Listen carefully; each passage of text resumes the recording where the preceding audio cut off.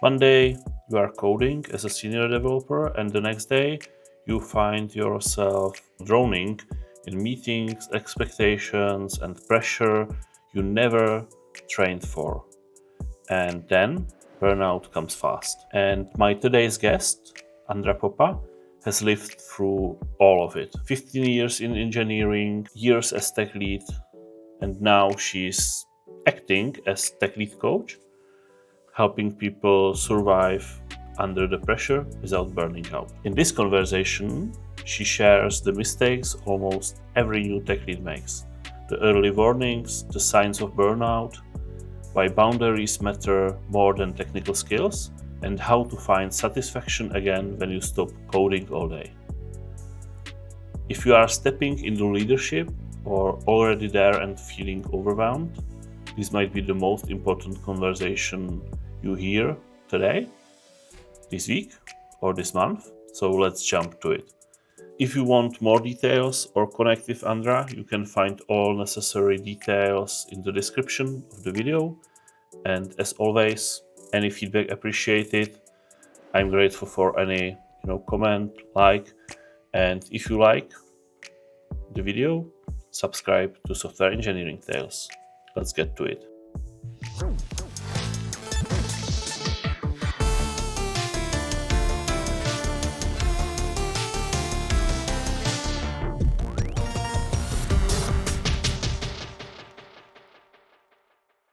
Welcome to Software Engineering Tales. Thank I'm you. really glad that you could make it today.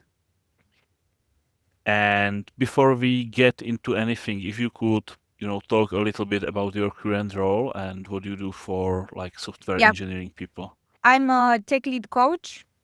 I empower tech leaders to overcome challenges, be courageous, and build strong teams. I work one on one with people.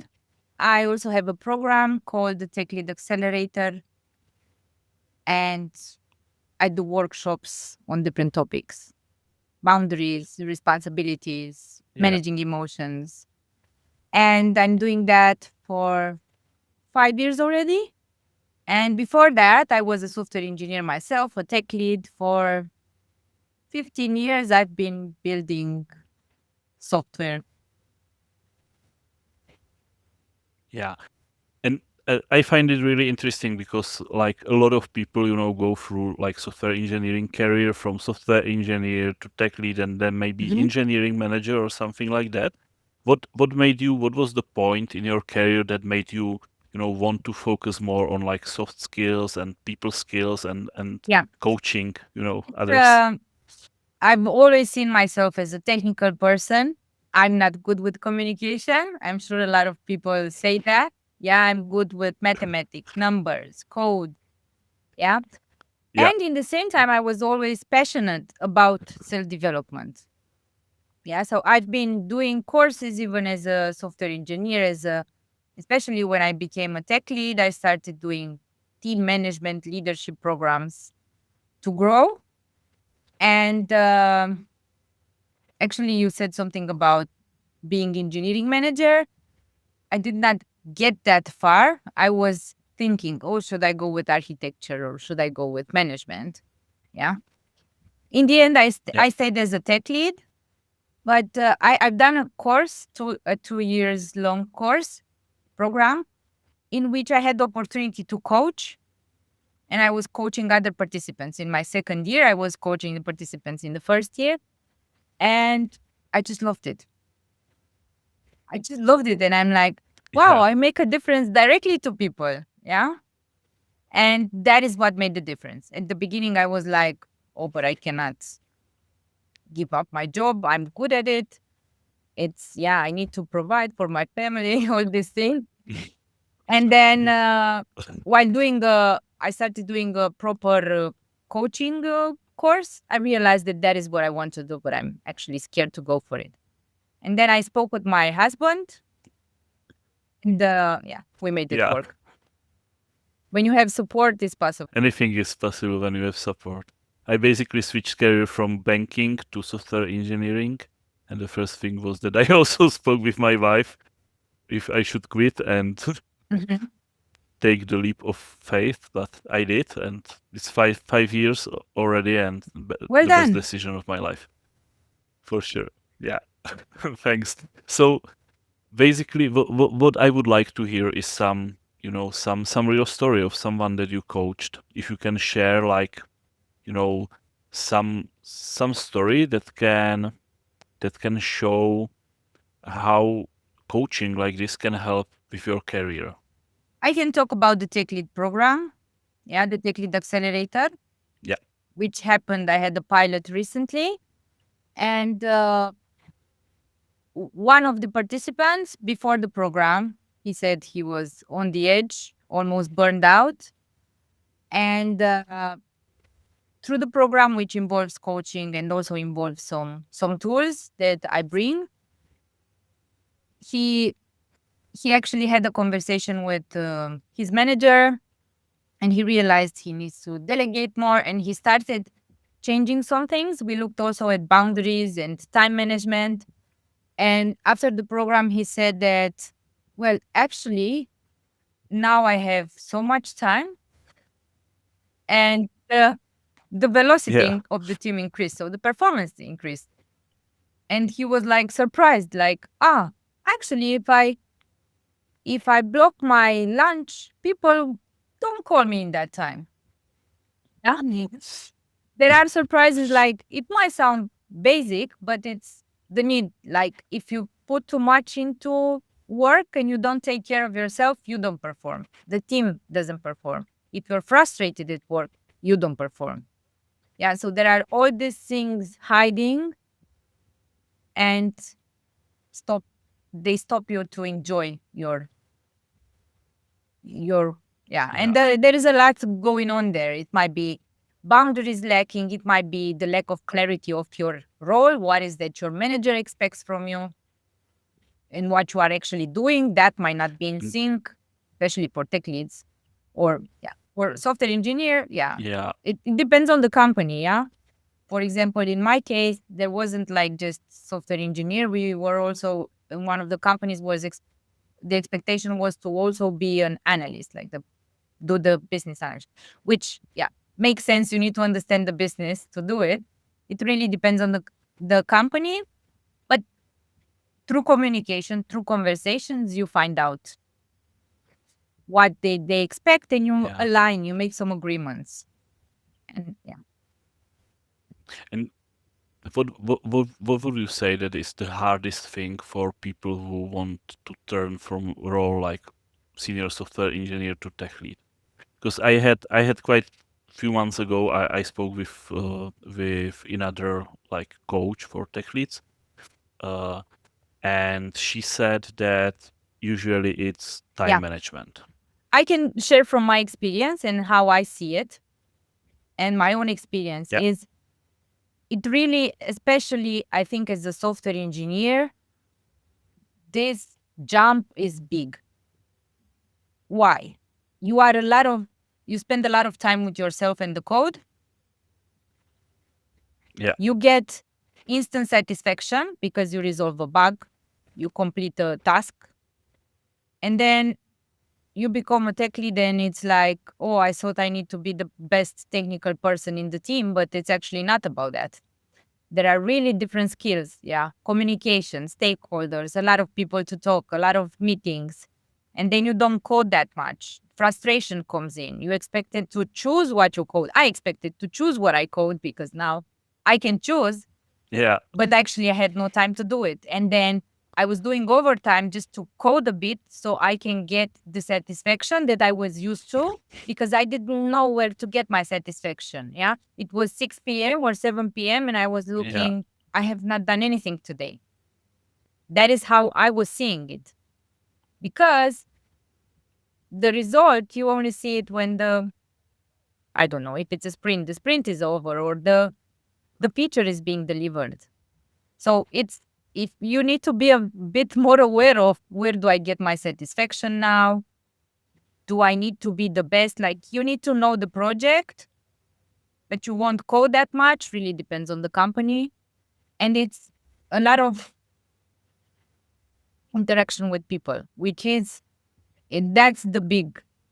different. Yeah. You are there with the Yeah. code. You don't need to be good with communication. You don't need to, yeah. You can escape easily. Like you have a bad day, it's okay. You just go to the daily and then you are on your own. Yeah. When you become a tech lead, you cannot avoid that anymore. So it's more about, and Yeah. if we look at, like, if I look at the business analysts, the gap might not be that much because they are used to speaking with the client, having meetings, being always in conversations with the dev team, with whatever, yeah, or a product owner. If they, yeah, if they go to management or whatever, they are kind of used to. I would say that as a software engineer, you can get by that. Yeah. Yeah. Yeah. Definitely. Definitely. When I imagined that I would go through such transition, one thing that spooks me a little bit is the possibility of burnout, really. And you mentioned that it might Yeah. be an issue, right? Is it Yeah. pretty common for people after It first is few months? common. And it is why? Because when you start in that position, you need to prove you don't trust yourself. And then if everybody asks stuff from you, you just say yes because you don't know which is yours to do. If they ask me, then probably they know better that I need to do that. Yeah. And it's actually the opposite. Yeah. So it because you need to prove and you're not sure, you don't know what's going on, which is normal, then you start trying to treat or to do all the things around Yeah. you, and you lose yourself in the process. You say, I will just do 1 more hour or 2 hours or just to get this done. Or And do you have some tip how to like realize that sooner rather than later that you have a problem? Like how do I recognize that I'm going down the slope yeah, if into you are burnout frustrated, if area, your wife basically? starts to tell you, well, you work too much, you're not present with us while we have dinner, yeah, Yeah. because you think of work all the time, that is something to look after. Yeah. If you work too much and people around you start telling you seemed a bit stressed, yeah, then it's time to do Yeah. something about it. Which is, the steps are not that, to say, difficult. Yeah. What we do in the program in the first session is there is an assignment in which you have conversations with your manager and you align the expectations and then you communicate to everybody. And this way, if somebody comes to you and asks you to do something, you can go back to that list and you can say, actually, that is not my role to do. Yeah. I can help you with finding who needs to do that. That Yeah. that gives you power because you know what is in your job and what is not. And then you can start to say no and you are confident because you actually discuss with your manager that part. Yeah, that's the first thing. And then you need to look at where you spend your time. Yeah, because if you do as I was doing, yeah, coding just to get your satisfaction so you feel useful, then yeah, might be what is not needed. And it doesn't mean that you're not a good tech lead. It's Yeah. not about being a good tech lead or not. It's about going through the journey and the process. And yeah, having support would be great. I think it's difficult to do it on your own. You might have a manager that really supports you with that. You might not. And here is where coaching Yeah. or programs come in. Yeah. You mentioned a good tech lead. So what makes a good tech There lead? isn't well, if you have aligned your responsibilities, yeah, you're happy, your team is happy, yeah, things are moving, even with challenges and going down, but you're like enjoying it, yeah, then it works for you, it works for your team, you're a good tech lead. I don't think Yeah, it's about the label. that's It's cool. about how you see it. Yeah, because in the same role, somebody might enjoy it. It's the perspective. Somebody might just hate it. Oh, I hate my job. Yeah, definitely, definitely. Let's turn the page and get Yeah. back Okay. to very, very beginning, because I'm interested, like how you got into software engineering in the first place, how you chose that career, Mhm. and if you can remember, Yeah. your beginnings. Well, I loved mathematics. I was really good at mathematics, going to competitions during grade school. Yeah. Grade school, high school. So high school, I already did computer science. Yeah. In high school. Yeah, And then I told my mother I want to do, yeah, in a different city. I want to go to college to do engineering, computer science. First, she was like, well, oh, we cannot afford it, whatever. Yeah. Like I really wanted that because it was connected to mathematics. It was a lot of logic, algorithmic thinking. I love that. yeah, And she said, but you see, it's really hard. And I'm like, I'm going to competitions. I will handle it. Yeah. So this is how I ended up doing computer science. And yeah, I loved it. It was 5 years, 5 years of doing the engineering university. And in yeah, third year, I already started working in my third. Yeah. yeah. That's cool. Do you think that it's harder today for people to find a job early, or like with very junior career track? If Hmm. I think now, back then, you needed to do the university so people can count on. Now I don't think you need that. Like as you mentioned, yeah, you change careers and that's okay. Yeah, I think it's more about how, I wouldn't say capable. I would say if you have that algorithmic thinking, if you create that, then it doesn't really matter. You have it as a junior, it doesn't matter the language. You can just apply it. Yeah. Like I'm working on my website now. It React. I never use React, but I have like somebody started and now I can handle it. Like, yeah. I know how to do. You that's give cool. me any language and I know I can handle it. Yeah. And that's Yeah, what I think about that when I look in a when I was looking for juniors and having interviews, I was looking for that passion, yeah, and that algorithmic thinking. Not necessarily you need to know that language or that. yeah, that's cool. I have the same idea about ideal junior dev, that passion and that thinking, because turning the solution of the problem into the code is just the last step, Yeah, I and there is think. also, as you say, is that But to understand the business. I think that was something that I had was a skill. I was able to understand that word and understand this word and somehow be the translator between that. And I really saw the importance of understanding their business so the software works properly. So that's another thing but yeah, that's, yeah, in a junior, they need to, they will grow with the environment. Yeah. If it's oriented on we care about the business, then they yeah, will learn. definitely, definitely. And how you can you describe how to create such environment where people grow, and where people basically learn from their mistakes and are not like suffering from toxic Yeah, atmosphere or there is something this like that? term, psychological safety. Yeah, in which you are Yeah, allowed to speak up even if you say something. How do you create? Well, it starts with you. You need to grow. If you are the lead, you need to be an example. You, if you say I don't know, and that's okay, you make it okay, then they can say I don't know.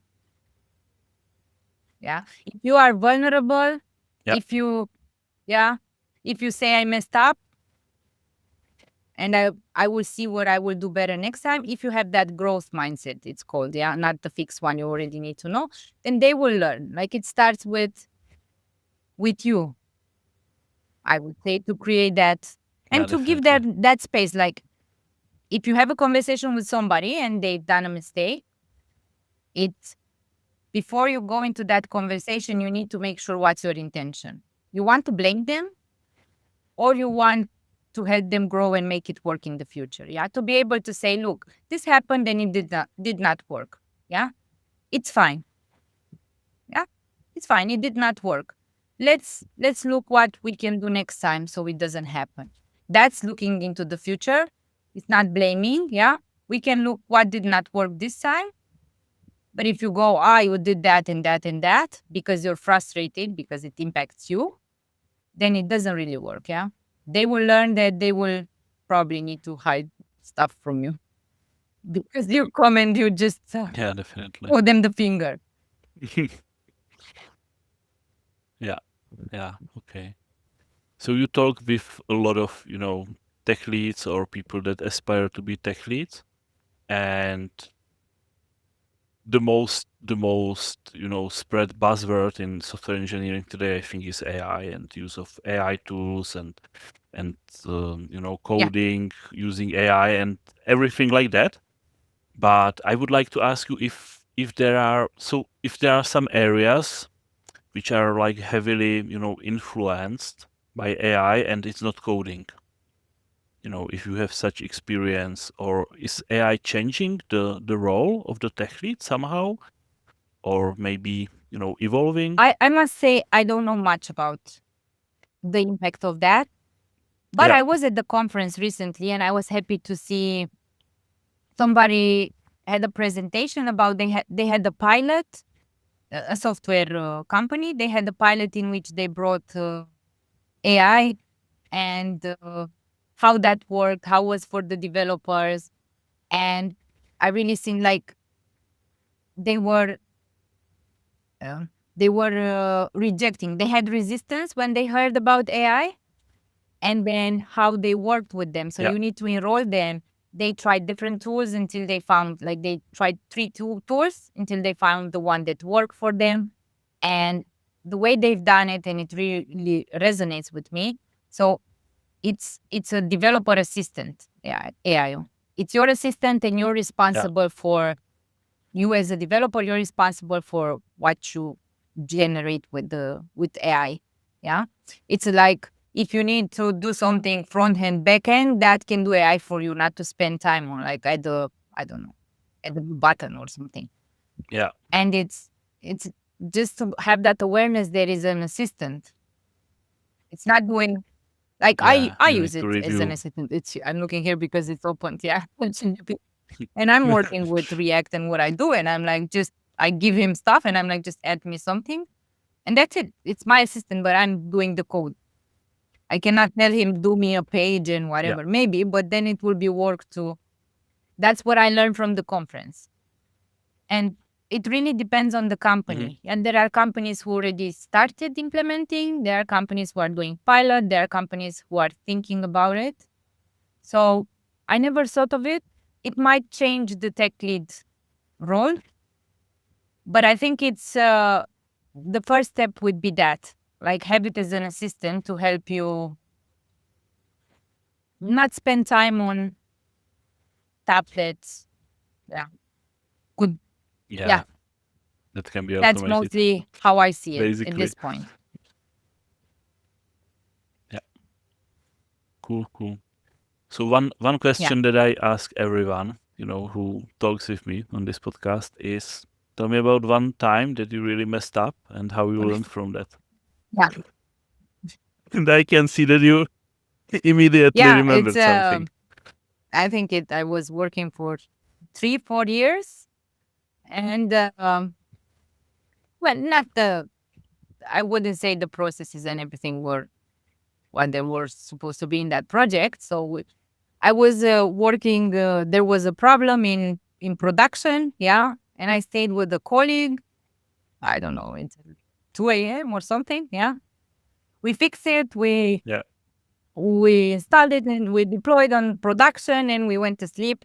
Yeah, I woke up at 12 next day, and I had, I think, 40 missed calls because the production was not working at all. Yeah, I don't know what we deployed. That, like, usually we test, so I don't. It has been many years ago, yeah. But it Yeah. wasn't working, yeah. So, but they handle it like they redeployed the old version, which is fine, and then I fixed it. But I think it was the shame, yeah. Like, yeah, it was the shame. I don't have any words. Now I look at it and I want to laugh, yeah, because like I was giving everything to that project, which is fine, yeah. But I Yeah. still felt like I failed or I was ashamed because everybody they couldn't use it. Yeah, it was a government project, and so they being here nonstop. Yeah, morning to evening. Yeah, that was what I learned.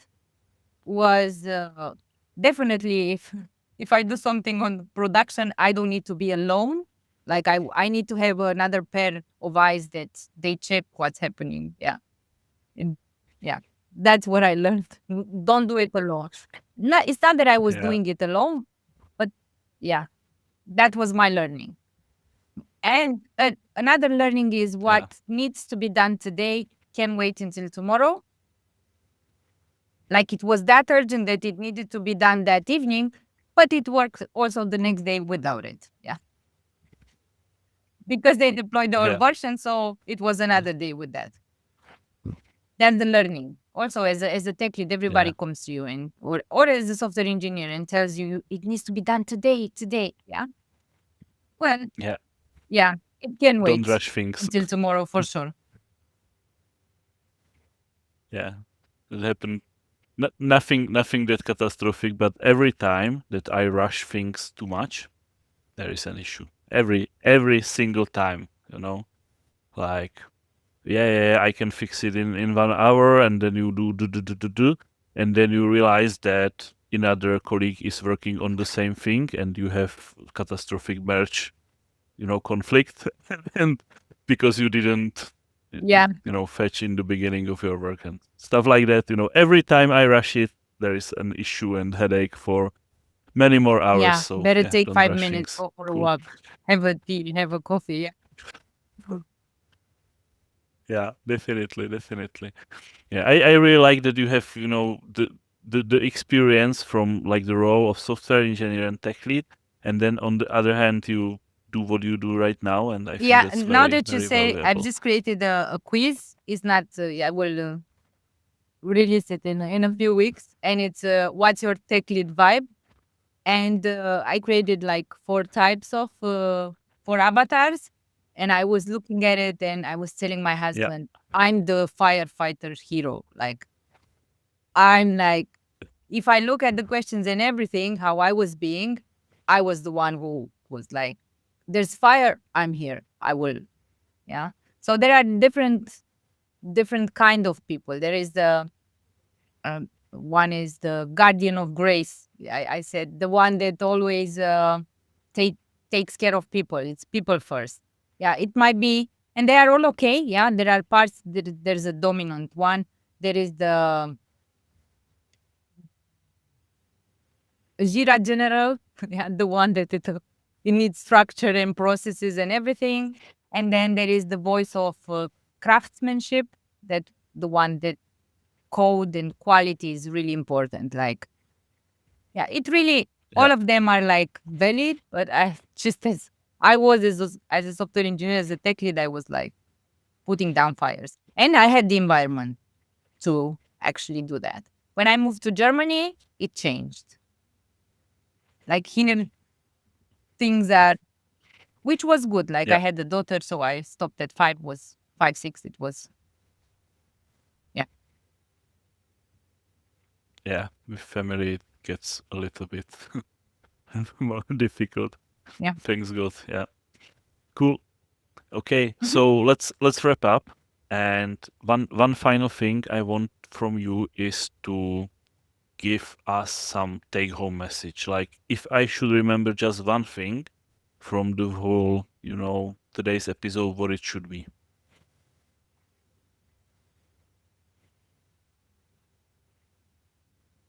Make sure you take care of yourself and your health so you can perform at work. Like prioritize that. Yeah. Create your boundaries around. around work, so you are joyful, you are happy, you can enjoy it. Yeah, thank you. That's that's a great Yeah. advice for sure. And I guess see you around, and let me know when you release this I will let you quiz know. thing. Yeah. I'm hmm looking forward to Thank it. you for having me. It was great remembering things from years ago. And yeah, it has been a pleasure talking to you.